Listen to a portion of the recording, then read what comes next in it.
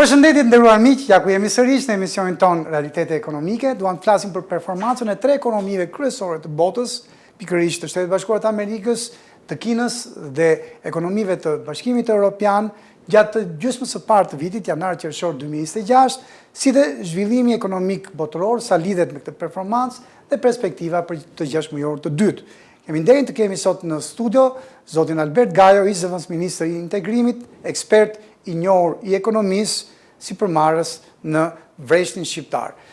Zoti Gajo, përshëndetje dhe mirë se ardhët. Përshëndetje, faleminderit për ftesën. Zoti Gajo, pse ekonomitë e Shtetit Bashkuar të Amerikës, Kinës dhe Bashkimit Evropian, që janë 3 ekonomitë kryesore më të mëdha të botës sot, janë vendimtare për ekonominë botërore? Padyshim, sepse ndikimi i tyre në gjithë ekonominë botërore është shumë i madh për shkak të lidhjeve shumë shumëfishta që ka ekonomia botërore, për furnizimet me energji, me lëndë të para, edhe me konsumin e produkteve të gatshme dhe veçanërisht edhe këto janë ekonomitë të cilat stimulojnë teknologjinë dhe zhvillimin e revolucionit teknologjik, që është shumë i rëndësishëm për zhvillimet e sotshme ekonomike. Kështu që padyshim që syri i të gjithëve, veçanërisht institucionet ndërkombëtare, por edhe ekonomive më të vogla, është tek fati këtyre ekonomive, por që secila nga këto grupe ekonomish, mund të themi, kanë ato specifikat e tyre të veçanta dhe që sigurisht që zhvillimi i tyre nuk është në mënyrë të njëtrajtshme, por ndikohet nga faktorë të tjerë dhe nga sigurisht dhe nga politikat e caktuara që secili nga këto grupe ekonomish, flas grupe ekonomish më shumë për ekonominë e Bashkimit Evropian, sepse ekonomia amerikane dhe ekonomia kineze ka më shumë një qasje tjetër ekonomike, ndërmarrin për të mbështetur ekonomitë e tyre, sepse ne dim që sot asnjë ekonomi nuk zhvillohet mbi bazën e forcave të tregut. Qeveritë kanë rol parësor në përcaktimin e pasit dhe përcaktimin atyre volatilitetit ose fluktuacionit të ekonomisë në përgjithësi, sepse ndikojnë ose në një rritje të shpejtë të fortë, duke mbështetur sektorë të veçanta apo politika të ndryshme fiskale, por edhe politika të drejtë për drejta subvencionuese, siç bën shpeshherë edhe ekonomia kineze, por ndikojnë edhe në politika indirekte, të cilat kanë një efekt mbi ekonomitë e tyre dhe mbi grupe ekonomitë të tyre. Po i marrim, sipas renditjes së këtyre 3 ekonomive dhe grupeve të ekonomive, ju keni shumë të drejtë për rastin e Bashkimit Evropian,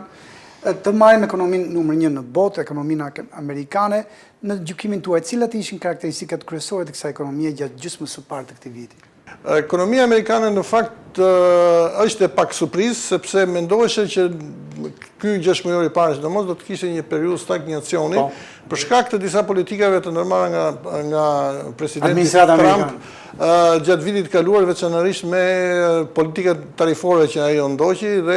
retaliation ose ndikimi që patën dhe ato politika tarifore që vendet përkatëse ndërmorën kundër Amerikës. Lufta tarifore sigurisht që do të mendoheshe që do të sillte një ngadalësim të ekonomisë amerikane për shkak të ngadalësimit të flukseve të madhrave të importit dhe të eksportit, që do të frenonte deri diku ekonominë amerikane. Në fakt, kjo nuk ndodhi. Ekonomia amerikane në 6 muajin e parë të këtij viti është rritur me rreth 2%, që është një stimul shumë i mirë ekonomisë amerikane, kur rritet me mbi 1%, 2% është një shifër optimiste. Kjo për shkak jo të zhvillimit të industrisë, por ishin sektorët e tjerë, veçanërisht teknologjia dhe shpenzimet federale, ajo që solli ndikim më të madh dhe që deri në një farë mënyrë kompensoi atë ndikim negativ që ka sjellë tek sektorët e tjerë politikat tarifore. Nga teknologjinë duhet të kuptojmë, sepse ne kemi paktën në këto 25 vjet të fundit kemi 3 sektorë të rëndësishëm të teknologjisë dhe duhet i përmendim. I lutem. Sepse secili nga këta sektor ka një ndikim të veçantë dhe tash nga ato 3 sektorë të teknologjisë, dy nga cilët konsiderohen të vjetruar dhe jo shumë me interes për të investuar. Ne dim shumë mirë që faza e parë e zhvillimit të teknologjisë ka qenë interneti dhe të gjitha sipërmarrjet që u bazuan në shpërndarjen dhe digitalizimin e produkteve të tyre, që ishin Facebooku, Amazoni e tjera kompani që i dhanë një ritëm shumë të madh të ekonomisë amerikane, po dhe ekonomisë tregtisë në botë në përgjithësi. Pastaj është sektori që cili ka qenë i konsoliduar për 20-25 vjetësh, sektori i softwareve, ku sigurisht lideri kryesor në këtë mes ka qenë Microsofti, që mendohet që është një është një teknologji ose një sektor I cili ndoshta në periudhat e ardhshme nuk do të jetë aq vendimtar se çka qenë atëherë dhe përgjithsisht njerëzit janë të kujdesshëm në investim në sektorin e softwareve, sepse mendohet që teknologjia tjetër ose fryma e re që është krijuar në teknologji sot do ta zëvendësojë deri diku software-et, si është inteligjenca artificiale që sot për sot është sektori që po investohet shumë më tepër në ekonominë në teknologji që ka ndikuar kjo veçanërisht në ekonominë amerikane sepse zhvillimi I data centrave ka kërkuar një zhvillim shumë të madh të sektorëve të tjerë që lidhen me energjinë, me sektorët e tjerë të cilët kanë pasur një ndikim të veçantë. Por edhe ritmi I rritjes të shpenzimeve federale në Amerikë, veçanërisht të shpenzimeve ushtarake për shkak të luftrave edhe për shkak të angazhimeve amerikane, ka ndikuar edhe kjo në një rritje të ekonomisë amerikane në zhvillim. Kjo pak a shumë të le pak për të dëshiruar, sepse janë dy sektorë që ne dim që nganjëherë këto investimet në këtë lloj teknologjie kur returni I tyre parashikohet jetë shumë I madh dhe mund mos jetë presi ato pritshmëritë sepse edhe sektorët edhe ekonomitë e tjera po zhvillojnë këto lloj sektorë mund të jetë shumë I madh, mund të krijojë një instabilitet në ekonominë amerikane sepse sektori prodhues nuk është se po jep shenjat e një ripërtritje në sektorin amerikan për shkak siç thash edhe të politikave tarifore. Por ekonomia amerikane është një ekonomi e qëndrueshme se ka një konsum të brendshëm dhe përgjithsisht stimulon prodhimin brendës për konsum, përfshirë ato të makinerive apo të mjeteve tjera të konsumit. Si u paraqit ekonomia e dytë më e madhe në botë, ekonomia kineze në këtë gjysmë viti të parë të këtij viti, zoti Gajo? Dhe pse ritmi I saj I lartë dhe I qëndrueshëm I rritjes ekonomike është garanci për rritjen e mbar botës, rritjen ekonomike të mbar botës? Ekonomia kineze edhe këtë 6 muaj tregon një forcë në drejtim të zhvillimit ekonomik, sepse ritmi I saj ekonomik ishte dyfishjas të amerikane, ishte gati 4.7%, gati 5%. Mbi 4%. E stimuluar kjo po vazhdon me ritmet e rritjes të lartë të eksporteve në të ekonomisë kineze, veçanërisht në industrinë e automobilave, por edhe të mekanikës edhe të makinerive, sepse ajo ka një industri shumë më të konsoliduar tashmë mbas gjithë kësaj periudhe. Gjë që ka një stabilitet në ritmin ekonomike, por me sa kam vështruar edhe për shkak të rritjes së të ardhurave mesatare të qytetarëve kinezë, ka një rritje edhe të konsumit të brendshëm në ekonominë kineze që krijon një qëndrueshmëri akoma të madhe dhe një stabilitet në rritjen ekonomike për shkak të këtij konsumit të brendshëm, sepse është një ekonomi me mbi 1 miliard banor dhe çdo rritje e sidomos e të ardhurave mesatare rrit kërkesën për mandra konsumi dhe një teknologji më të lartë dhe nevoja për këto lloj mandrash absorbohet më mirë sepse është në gjendje ta ofrojë këtë lloj kërkese me ofertën e madhe industriale që ka dhe teknologjike. Tash ajo ka ndërmarrë masa të fuqishme për mbrojtjen e mjedisit për shkak të stimulimit të teknologjisë misore me mjedisin. Në gjykimin tuaj, ekonomia e tretë ose më mirë ju e thatë me të drejtë grupi I ekonomive të Bashkimit Evropian, si performuan këto ekonomi gjatë gjysmës së parë të këtij viti? A mund të themi që nga 3 shtetet ose grupimet kryesore ishte performanca më e dobët për fat keq? Për fat keq ishte më e dobta edhe nga treguesit statistikor 1%, ekonomia evropiane akoma nuk po del nga I shoku ekonomik që pësoi nga lufta nga rritja e çmimeve të energjisë, veçanërisht nga lufta ndërmjet Rusisë dhe Ukrainës, kur çmimet e lëndëve të para, veçanërisht atyre energjetike, pësuan një rritje dhe ekonomia evropiane është akoma nuk e ka kaluar shokun e kësaj. Por nga krau tjetër ajo është në një presion shumë të madh të tarifave, të politikave tarifore amerikane, pra nuk është në gjendje të përballojë dhe të krijojë këtë lloj sinergjie. Ekonomia lider e ekonomisë evropiane është Gjermania, përsëri dhe ajo nuk po arrin dot të krijojë këtë lloj sinergjie që të jetë shtyse Evropës. Gati në stagnacion. Me sa shikoj unë, pavarësisht nga përpjekjet që po bën qeverisja e Bashkimit Evropian për të nxitur dhe për të dhënë drejtim tjetër ekonomisë evropiane është akoma e pa angazhuar plotësisht, ndoshta edhe për shkak të një burokracie shumë të madhe që ka vetë Komisioni Evropian apo qeverisja evropiane për të marrë vendime për të ndryshuar politikat dhe solucionuese për shkak të një konglomerati dhe shumë të madh dhe një procedure shumë të madh për të ndryshuar qasje të ndryshme ekonomike, traktate apo politika të caktuara, të cilat brenda Bashkimit Evropian ka lobinge të fuqishme që të mos i ndryshojnë, të ruhet një lloj statu quo-je, kështu që ka shumë vështirë politikmarrja evropiane në radhën evropiane që të harmonizojë politika të reja dhe të përgjigjet kushteve të sotme të teknologjisë, të nxitjes së inovacionit apo të sektorëve të tjerë prodhues për të nxitur këtë lloj politikash dhe për të përshtatur më mirë për të kushteve të sotme të ekonomisë botërore, ndryshe nga ekonomia amerikane apo kineze, të cilat kanë një vendimarrje dhe një qasje më fleksibël dhe më racionale në drejtim të mbështetjes së ekonomisë. Zoti Gajo, edhe nga eksperienca juaj më pashme në nivel të tregut bankar, keni qenë një ndër, si thuash, iniciatorët e disa aktiviteteve interesante të tregut të bankingut qendror tek ne që në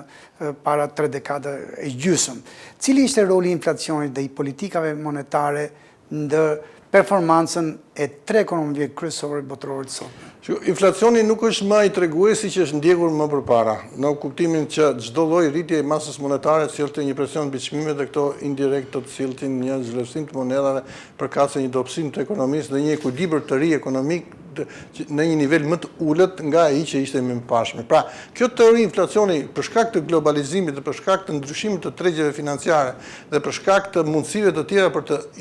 investuar në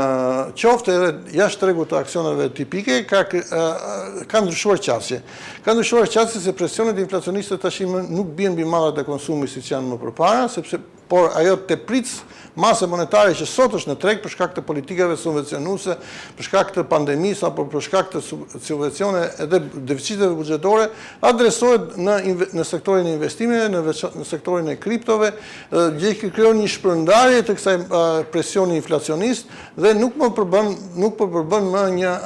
një presion mbi ekonominë në tërësi dhe një politikë më relaksuese të bankave qendrore në drejtim të uljes të normave të interesit, pra që nuk janë ato nivele të larta që mund të ishte në rast se do të kishim ato politika ekonomike ose ekonomi tradicionale që kanë qenë para 30-40 vjetësh, ne sot do të kishim interesat 7-8% minimumi për të krijuar këto lloj presionesh monetare që mund të krijoheshin nga deficitet buxhetore apo nga politikat e larta subvencionuese. Sot ato janë në nivele të pranueshme, por përsëri ato nuk është se janë penguese në zhvillimin ekonomik, ato kërkojnë, sepse sot normat e interesit përgjithsisht ndikojnë mbi tregun e obligacioneve, të letrave me vlerë, pra nuk është është një orientim në përgjithësi se ku do të shkojnë parat, në cilin sektor, në sektorin real të aksioneve apo në sektorin monetar që janë obligacionet. Pra është një tregues nëse ku do të shpenzohen këto lloj parash dhe ku do të gjejnë parat njerëzit në të ardhmen dhe tregjet do të ndikohen nga normat e interesit, edhe për marrjen e kredive konsumatore e tjera që ndikojnë në një farë mënyrë. Por siç e thash, inflacioni ka kaluar më si një tregues ku shikohet si një nga plagët më të rënda të një ekonomie për shkak të deficiteve buxhetore dhe për shkak të politikave subvencionuese. Pyetja e tretë për nga fundi e bisedës tonë sot, zoti Gajo, si ndikuan tensionet gjeopolitike, sidomos kriza në lindjen e mesme, në gjysmën e parë të këtij viti, në këto 3 ekonomit kryesore. Pak a shumë edhe nga mënyra se si ju i përshkruat të 3 ekonomit, duket sikur ndikimin më të rëndë dhe më negativ e ka patur mbi grupin e shteteve të Bashkimit Evropian, më pak ndoshta në ekonominë amerikane, duket sikur është gati imune ekonomia kineze. Por në gjykimin tuaj, lutem, këto tensione gjeopolitike në 6 muajin e parë. Shiko, shpenzimet e luftës amerikane, veçanërisht në drejtim të mbajtjes të tensioneve me Irakun për shkak të vazhdimit të konfliktit me Iranin, vazhdojnë të jenë të larta, por përfitimet që si duket që ka ekonomia amerikane për shkak të mbajtjes të çmimeve relativisht të larta të naftës, bën në një farë mënyrë sepse ekonomia sot amerikane është një nga produktët më të mëdhenj të naftës dhe një nga importuesit më të mëdhenj të gazit, të lëngshëm pavarësisht se ato janë me çmime shumë të larta, sepse ajo importon gaz të lëngshëm dhe jo gaz normal siç është nga këto. Sigurisht që dëmen në një periudhë afatgjatë do ketë edhe ekonomia amerikane, sepse nuk mund të mbajë tensione dhe kosto kaq të mëdha mbi buxhetet përkatëse, sepse do të devijojë pastaj ato burimet e tyre ekonomike e financiare, por dhe njerëzore në sektor që në fundit nuk do të prodhojnë më shumë energji dhe stabilitet ekonomik. Kështu që ajo është një periudhë për momentin një mendoj unë, siç është dhe politika amerikane, gjithmonë prodhon cikle ekonomike dhe cikle që shoqërohet me cikle politike. Por do vi një moment ku do të krijohet, do të shkojmë tek ekonomia klasike, tek diplomacia amerikane, kështu që do ketë ndoshta një stabilitet në këtë drejtim. Pyetja e parafundit, çfarë ndikimi patën këto performanca të tre ekonomive kryesore të botës për gjysmën e parë të vitit në vendet në zhvillim, dhe sidomos për vende si Shqipëria? Nuk duhet harrojmë, zoti Gajo, që ne vëllimin kryesor, partnerin kryesor tregtar e kemi vendet, grupimin e shteteve të Bashkimit Evropian, por ndërkohë në vend të dytë në nivel të importeve, nga importojmë ka ardhur dhe Kina. Ne jemi vend aspirant për Bashkimin Evropian. Objektivi për të vendosur në Bashkimin Evropian nuk duhet të hiqet pavarësisht nga këto lloj probleme që ka vetë Bashkimi Evropian, sepse ristrukturimi i ekonomisë dhe standardet evropiane do të sjellin një stabilitet akoma më të madh dhe qëndrueshmëri në zhvillimin e ekonomisë. Po ndërkohë derisa të bëhemi vend ndërkombëtar, ne duhet të përfitojmë nga tregjet ndërkombëtare, nga që nuk jemi plotësisht të lidhur dhe ngushtësisht me politikat evropiane, sepse ne kemi të detyruar të zbatojmë tarifa doganore kundrejt vendeve të treta me vendet shqiptare, mund të importojmë dhe të eksportojmë lirshëm nga çdo lloj vendi që pa kuota dhe këtë. Kështu që ky do të ishte një periudhë shumë e mirë për Shqipërinë që të mendonte realisht. Sigurisht që unë kam parë dhe këto iniciativat e fundit që kanë marrë qeveria shqiptare për të stimuluar kredidhënien me interesa dyfishor ndërmarrjen tënde apo relativisht të ulta. Kredia e bankës shtetërore. Ky është një lloj stimulimi sepse interesat e larta 6-7% që ka tregu interbankar dhe afatet e shkurtra të ripagesës së kredive është penalizuese mjaft për buxhetin. Qeveria duhet të mbështesi edhe drejt për së drejti sektorët, mos të lërë kostot që kanë të bëjnë me standardizimin apo me kontrollin veterinar, kontrollin e pesticideve apo kontrollin e medikamenteve që hyjnë për kafshët apo të ilaçeve të jetë kaq të lira në tregun shqiptar dhe kostot pastaj penalizohen fshatarët sepse nuk dinë se çfarë ilaçesh kanë përdorur, çfarë pesticide s'ka përdorur dhe tash konsumatori qoftë shqiptar qoftë evropian përballet me rezultate. Në mënyrë që ne të shkojmë në tregun evropian me një ekonomi të konsoliduar dhe me një ekonomi reale që do të përballet me kostot dhe me tregtinë evropiane. Pyetja e fundit për bisedën tonë sot, zoti Gajo, cilat janë prishmëritë e rritjes së këtyre tre ekonomive kryesore që diskutuam për gjysmën e dytë të këtij viti? Unë mendoj që ekonomia kineze dhe ekonomia amerikane do të vazhdojnë ritmet e rritjes, sepse janë sektorë që shumë optimistë, unë shikoj dhe zhvillimin e bursave përkatëse në këtyre vende, janë optimiste në zhvillimin, pavarësisht janë tregues në rritje, njerëzit, individët privat investojnë fuqimisht veçanërisht në sektorin e teknologjisë dhe në sektorët e tjerë më konvencional. Ekonomia evropiane padyshim që do të ketë zhvillime pozitive, por do të jetë shumë në ndikim se sa do të jetë aftë ajo të zbulojë tregje të reja, sa do të jetë të ristrukturohet në politikat e tyre të brendshme dhe për të marrë vendime sa më të shpejta në drejtim të stimulimit të ekonomisë, të teknologjisë dhe të avancimit të ekonomive si Gjermania e tjera që janë lider në sektorit ekonomik. Zoti Gajo, faleminderit që ishin me ne sot në bisedë. Faleminderit juve. Të nderuar miq, ju faleminderit që na ndoqët dhe mirupafshim takimet e ardhshme.